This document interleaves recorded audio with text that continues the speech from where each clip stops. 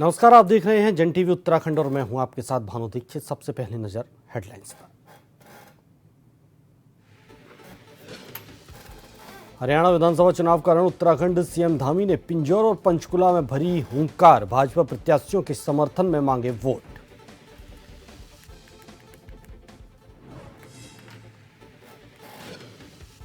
खाद्य मंत्री रेखा आर्य ने अधिकारियों पर जताई नाराजगी, फ्री गैस रिफिलिंग का नहीं हुआ बजट रिलीज, फाइल को जल्द तेजी से दौड़ाने के निर्देश।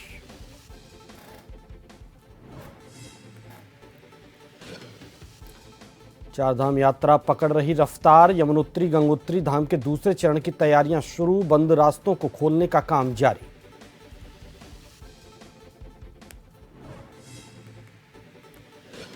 कोसी नदी में शव मिलने से मचा हड़कंप, 3 दिन पुरानी बताई जा रही डेड बॉडी शिनाख्त की कोशिश में जुटी रामनगर पुलिस।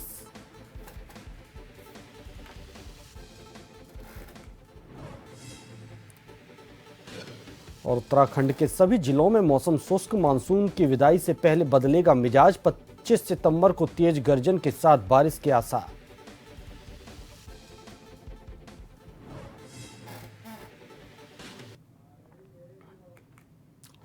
खबरें विस्तार से। हरियाणा में विधानसभा चुनाव का प्रचार जोरों पर है।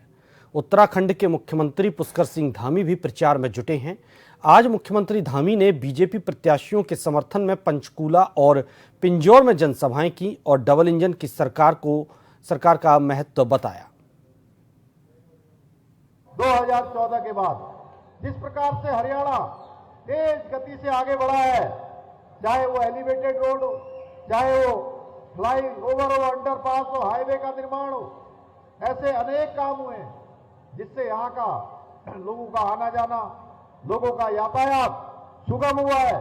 आज हरियाणा में Delhi Mumbai express, Delhi Amritsar Katra express, Ambala Patni express corridor, Amritsar Bathinda Jamnagar express, कुंडली मानसेर पलवल एक्सप्रेस जैसे कई प्रमुख एक्सप्रेस वे का जाल बिछा हुआ है।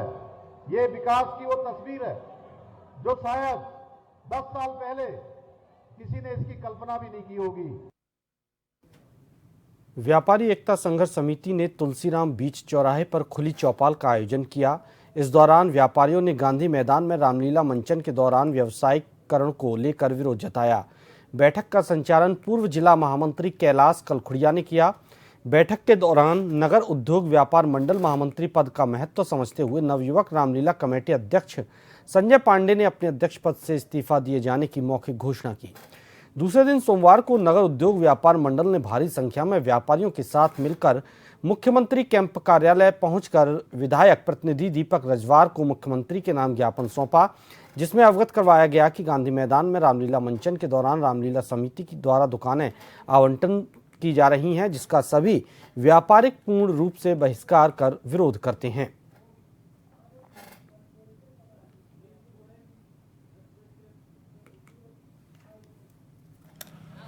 जो ये रामलीला मंचन हो रहा है, हम जो व्यापारी टनकपुर के व्यापारी हैं, हम रामलीला मंचन का कोई विरोध नहीं कर रहे हैं। मैं स्पष्ट रूप से आपसे कहना चाहता हूं कि हम रामलीला मंचन का कोई विरोध नहीं कर रहे हैं। भव्य रामलीला हो, भव्य जो इनकी राम यात्रा होती है वो हो, और व्यापारी अपने तन मन धन से पूरा इस रामलीला को सहयोग करेगा। और जैसे ये व्यवसायिक गतिविधियां, हमारा सिर्फ पूरे टनकपुर व्यापारी लोगों का एक ही उद्देश्य है कि वहाँ पर व्यवसायिक गतिविधियां ना हो। सांस्कृतिक मंच है, उस सांस्कृतिक मंच में भगवान राम जी का चित्रण हो, भगवान राम जी की लीला हो, बस हम इसीलिए विरोध कर रहे हैं। चंपावत जिले के लोहाघाट ब्लॉक के नेपाल सीमा से लगे पंचेश्वर क्षेत्र में बादल फटने से क्षेत्र में भारी तबाही मची थी। पंचेश्वर की सड़क जगह जगह बुरी तरह बह गई थी, जिस कारण पंचेश्वर का अन्य जगहों से संपर्क पूरी तरह कटा हुआ है। आपदा के 10 दिन बीत जाने के बाद भी सड़क सुचारू नहीं हो पाई है, जिस कारण क्षेत्र में खाद्यान्न और अन्य जरूरी वस्तुओं की किल्लत होने लगी है, जिसके चलते क्षेत्र के ग्रामीण राशन, दवाइयां और अन्य सामान लाने के लिए जान जोखिम में डालकर टूटी हुई सड़क और रास्तों को पार कर लगभग 5 किलोमीटर पैदल चल सामग्री लाने को मजबूर हैं। इस दौरान ग्रामीणों के साथ कभी भी जानलेवा हादसा हो सकता है।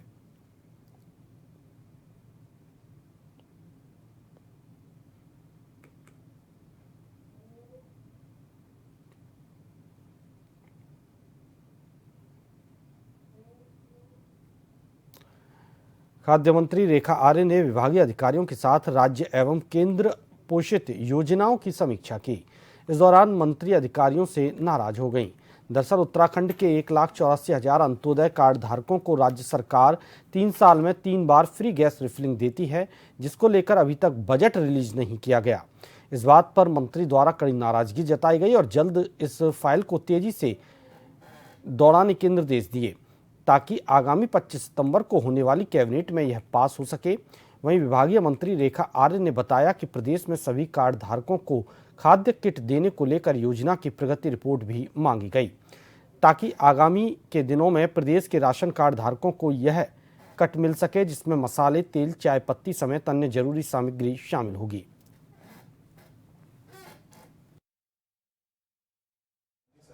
हमारे राज्य खाद्य योजना के कार्डधारक हैं उनको पीडीएस सिस्टम से दिए जा रहे हैं, चाहे वो गेहूँ हो, चावल हो, चीनी हो, या मुफ्त गैस रिफिल के अंतर्गत उनको गैस प्रोवाइड करना हो, उन सब की आज जो है समीक्षा की गई है। और जिसमें चूँकि अभी अंत्योदय परिवारों को जो मुफ्त गैस रिफिल किया जाने के लिए जो संबंधित बजट उसमें जारी किया जाना था, वो अभी तक जारी नहीं किया गया है। इसको लेकर विभाग से नाराज़गी भी व्यक्त की है और चूँकि 25 तारीख की कैबिनेट है तो ये भी निर्देश दिया है कि शीघ्र जो है फाइल की मूवमेंट इतनी तेज की जाए कि हमारी 25 तारीख की कैबिनेट में वह आ सके, अथवा जो है माननीय मुख्यमंत्री जी के स्तर से उस पर जल्दी से जल्दी उसमें निर्णय हो जाए, ये विभाग को आज निर्देशित किया है। उत्तराखंड में चारधाम यात्रा सुचारू रूप से चल रही है। केदारनाथ धाम में कुछ देर के लिए यात्रा रोकी गई थी, लेकिन वो फिर भी सुचारू रूप से चालू कर दी गई। आपदा सचिव विनोद कुमार सुमन ने कहा कि राज्य में भारी वर्षा से 400 से ज़्यादा सड़कें बंद पड़ी थी, जिन्हें खोलने का लगातार प्रयास जारी है। अभी तक 300 से ज़्यादा सड़कों को खोल दिया गया है, लेकिन अभी भी 100 के करीब सड़कें बंद हैं, जिन्हें खोलने का प्रयास किया जा रहा है।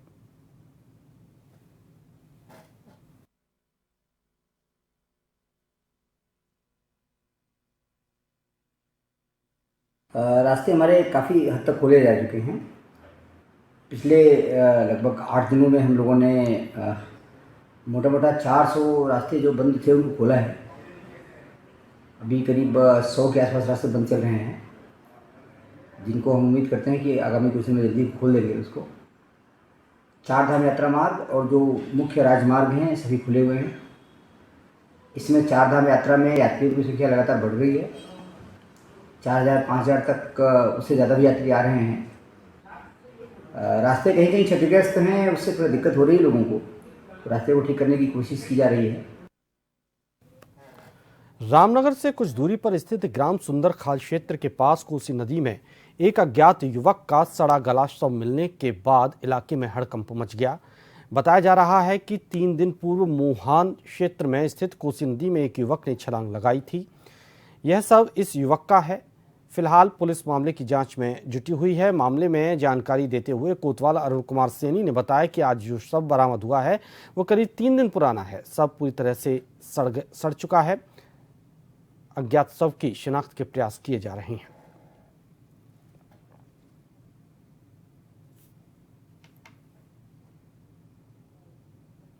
एक अज्ञात व्यक्ति का शव सुंदर खाल में कोसी नदी में आज बरामद हुआ है। पूरी पुलिस ने शव को कब्जे में ले लिया है और पोस्टमार्टम के लिए भिजवा दिया है। शव 3 दिन पुराना है और काफ़ी सड़ चुका है। उसके फोटोग्राफ और उसके जो बॉडी पे टैटू और कपड़ों के आधार पर उसकी पहचान के प्रयास किए जा रहे हैं। सर, सुना जा रहा है कि 3 दिन पूर्व इसने मोहान से जो है कूद लगाई थी, वही शव है।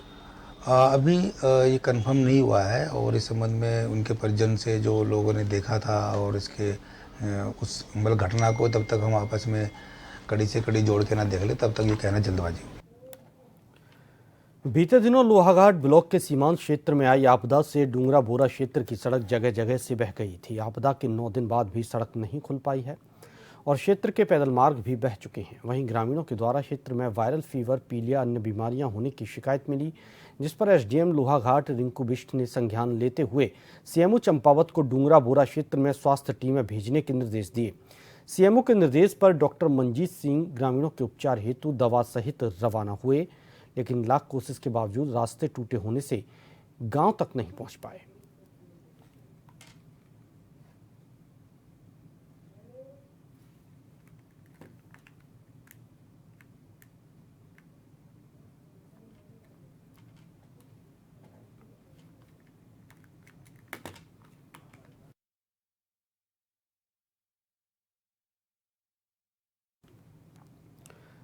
मानसून की आधिकारिक विदाई से पहले एक बार फिर उत्तराखंड में मौसम बदलने का अनुमान है, जिसके चलते पहाड़ से लेकर मैदान तक के तापमान पर असर देखने को मिल सकता है। हालांकि 2 दिन चटक धूप खिलने से गर्मी खूब परेशान करेगी। खासकर मैदानी इलाकों में आम जनता को उमस भरी गर्मी का सामना करना पड़ सकता है। मौसम विज्ञान केंद्र की ओर से जारी पूर्वानुमान के अनुसार 24 सितंबर तक प्रदेश भर के सभी जिलों में मौसम शुष्क रहेगा। इसके बाद 25-26 सितंबर को हरिद्वार और ऊधम सिंह नगर जिले को छोड़कर अन्य सभी जिलों के कुछ हिस्सों में तेज गर्जन के साथ बारिश होने का येलो अलर्ट जारी किया गया है। हालांकि आगे भी प्रदेश के अधिकांश हिस्सों में छुटपुट बारिश देखने को मिल सकती है। आज 23 तारीख आपकी जो है सितंबर की हो गई है और एक वीक आपके पास सितंबर का ये लास्ट वीक जो है वो बचा है। और आप अगर विदाई की बात करते हैं मानसून की, तो सितंबर में 25 के बाद एक शुरुआत होती है और करीब 30 के आसपास तक हमारे यहाँ से पूरी तरह से निकल जाता है, जो नॉर्मल डेट्स है। अभी जो एक्टिविटीज़ है काफ़ी कम चल रही है। आप देखेंगे 20-21 में और 22 में या इवन 19 में भी जो है तो 4-5 दिन ऐसे होगी, करीब 4 दिन आसपास जो है, जिसमें कि ऑलमोस्ट ड्राई चल रहा है या आइसोलेटेड टाइप एक्टिविटी थोड़ी मिली है। और अभी 2 दिन आगे भी फिलहाल यहाँ रुकेंगे एक छोटे से ब्रेक के लिए।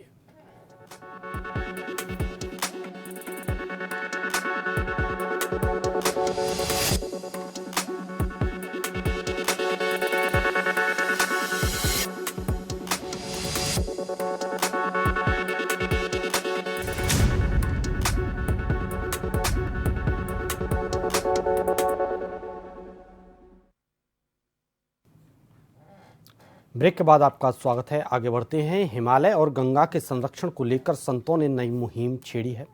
संतों की इस मुहिम में भाजपा विधायक किशोर उपाध्याय ने सहमति जताई और इसे आने वाले कल का भविष्य बताते हुए इसे जरूरी बताया है। अखाड़ा परिषद के पूर्व प्रवक्ता और दिगंबर अखाड़े के सचिव बाबा हठयोगी ने इसकी शुरुआत पहले नवरात्रि से किए जाने की घोषणा की है।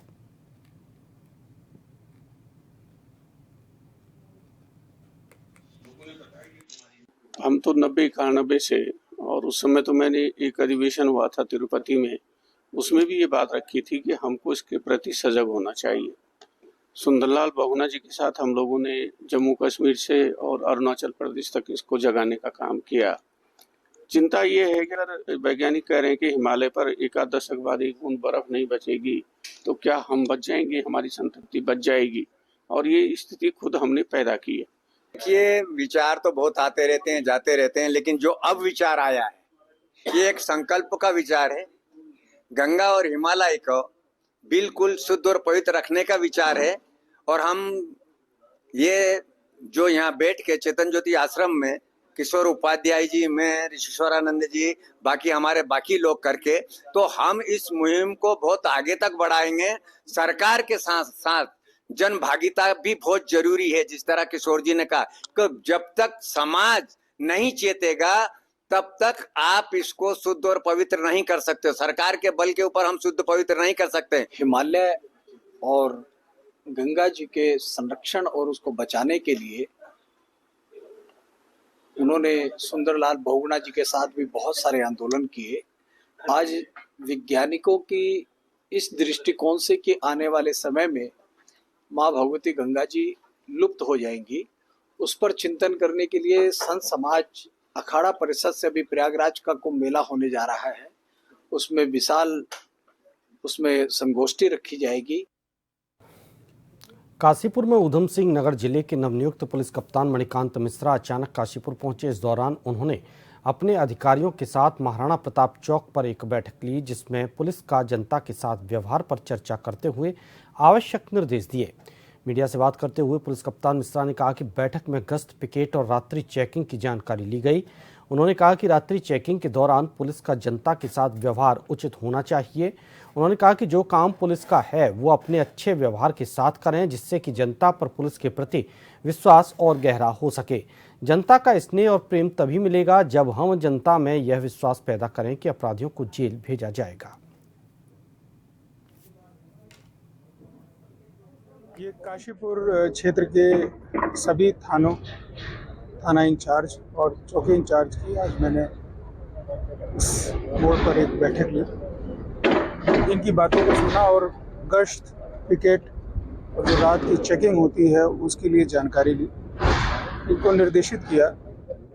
सबसे बड़ी चीज़ कि मुझे लगता है कि सब गश्त चेकिंग के साथ साथ पुलिस का व्यवहार भी बहुत उचित रहना चाहिए, उस विषय में भी इन लोगों से वार्ता की। और अभी कुछ जो थाने इंचार्जों के ट्रांसफ़र हुए हैं उसमें मैंने इनको निर्देशित किया कि जो काम पुलिस का है उसको अपने अच्छे व्यवहार के साथ करें, वो और ज़्यादा बढ़ेगा। देहरादून में यातायात व्यवस्था को बेहतर बनाने के लिए उत्तराखंड के कॉलेजों के छात्रों से सुझाव लिए जाएंगे, जिसके लिए उत्तराखंड यातायात पुलिस से जुड़े अधिकारियों ने प्रारंभिक तैयारियां शुरू कर दी हैं।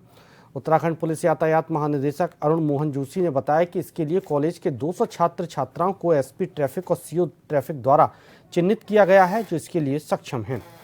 इसकी मदद से देहरादून के मौजूदा बुनियादी ढांचे के अनुसार उसकी क्षमता का आकलन करके एक बेहतर यातायात व्यवस्था बनाए जाने को लेकर सुझाव मिल सकेंगे, जिससे भविष्य में देहरादून के बढ़ते ट्रैफिक दबाव की व्यवस्था पूर्व से ही की जा सके।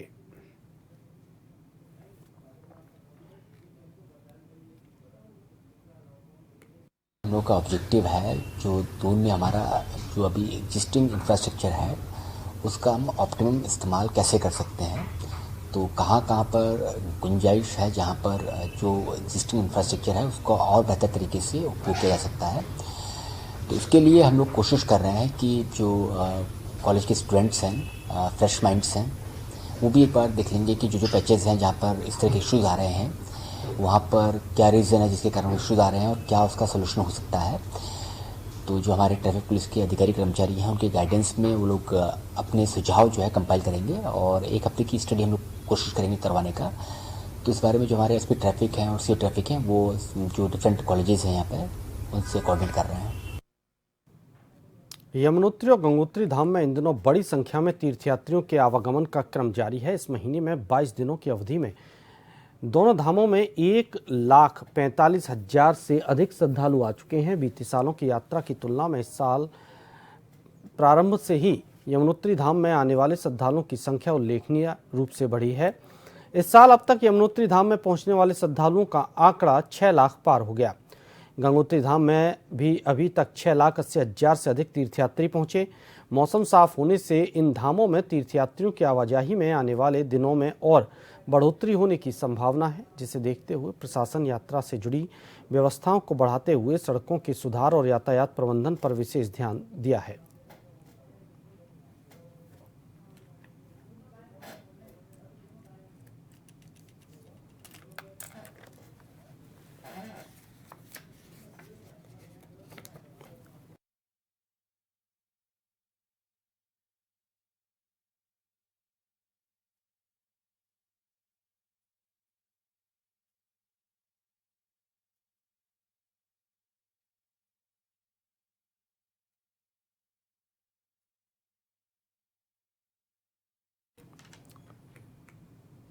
टनकपुर चंपावत एनएच पर स्वाला के समीप पिछले एक सप्ताह से अधिक समय से लगातार मलबा आ रहा है। 4 दिनों तक लगातार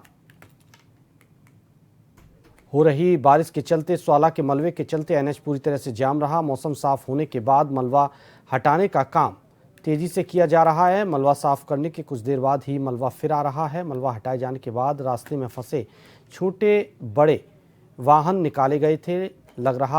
लग रहा था कि अब यातायात सामान्य हो जाएगा, लेकिन रविवार सुबह सड़क पर बड़े बड़े बोल्डर और भारी मलबा आया। अब मौके पर पानी भी रिस रहा है। इस वजह से तैयार की जा रही सड़क धंस रही है। मलबा हटाने का कार्य लगातार जारी है। एनएच की ओर से काफ़ी मशक्कत कर एनएच को छोटे वाहनों के लिए खोल दिया गया। रविवार शाम डीएम नवनीत पांडे ने मौके पर पहुंचकर मलबा हटाए जाने के कार्य का निरीक्षण किया और एनएच के अधिकारियों से वस्तु स्थिति की जानकारी ली।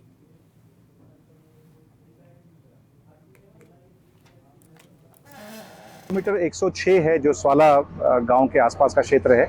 यहाँ पे काफ़ी हैवी स्लाइड आया था और 12-13 तारीख की बारिश के बाद यहाँ काफ़ी डैमेजेस हुए थे। यहाँ की हमारी जो एनएच की टीम है वो लगातार 24 घंटे काम कर रही है, लेकिन यहाँ पे खतरा भी बहुत ज़्यादा है और जो हमारा जो लूज रॉक है वो बहुत ज़्यादा है।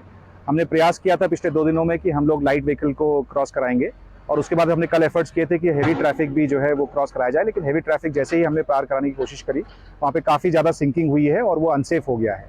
आज भी हम देख रहे हैं कि एनएच की टीम सुबह लगभग 6 बजे से काम कर रही है और लगभग 11-12 घंटे के बाद भी हम लोग अभी सक्सेस नहीं आ पाई है। हमें उम्मीद है कि हम लोग मे बी आज शाम या कल सुबह तक लाइट ट्रैफिक के लिए हम लोग इस वहाँ मार्ग को खोल पाएंगे। बीते दिनों लोहाघाट ब्लॉक के सीमांत क्षेत्र में आई आपदा से डूंगरा बोरा क्षेत्र की सड़क जगह जगह से बह गई थी। आपदा के 9 दिन बाद भी सड़क नहीं खुल पाई और क्षेत्र के पैदल मार्ग भी बह चुके हैं। ग्रामीणों के द्वारा क्षेत्र में वायरल फीवर, पीलिया, अन्य बीमारियां होने की शिकायत मिली, जिस पर एसडीएम लोहाघाट रिंकू बिष्ट ने संज्ञान लेते हुए सीएमओ चंपावत को डूंगरा बोरा क्षेत्र में स्वास्थ्य टीमें भेजने के निर्देश दिए। सीएमओ के निर्देश पर डॉक्टर मंजीत सिंह ग्रामीणों के उपचार हेतु दवा सहित रवाना हुए, लेकिन लाख कोशिशों के बावजूद रास्ते के टूटे होने से गांव तक नहीं पहुंच पाए। इस दौरान कई बार डॉक्टर सिंह खाई में गिरने से बाल बाल बचे।